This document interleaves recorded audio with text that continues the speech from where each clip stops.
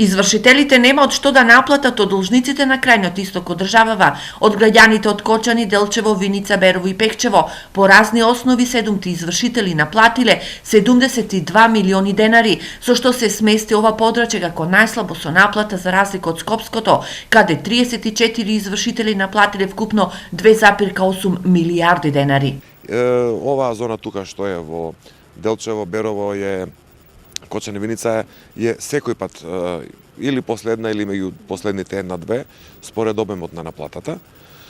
Тоа се разбира и јасно зашто е тоа така, овде има и помалце население и нема толку многу стопански капацитети кои што создаваат некаков пожив правен живот, да речем. Извршителите како проблем во наплатата на долговите на граѓаните кои спаѓаат во ранливите категории ја посочуваат неусогласеноста меѓу законот за извршување и законот за платниот промет, при што забележуваат и на двојните аршини на државата кога се во прашање даноците, а класичен пример е наплатата на радиодифузната такса.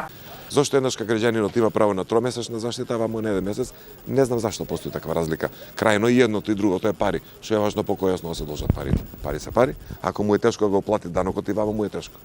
Сакам да речам како да државата сакала во наплатата на своите побарувања да е во подобра позиција наспроти еден обичен граѓанин кој што чека пари од некој негов сосед, пријател за долг или што знам што, или издршка за дете или било какво долгување да. Инаку од извршување се иземени примања врз основа на законска издршка, парична помош од социјална заштита, врз основа на привремена невработеност, примање врз основа на додаток на деца, врз основа на стипендија, кредити и слично, како и најнискиот износ на пензија.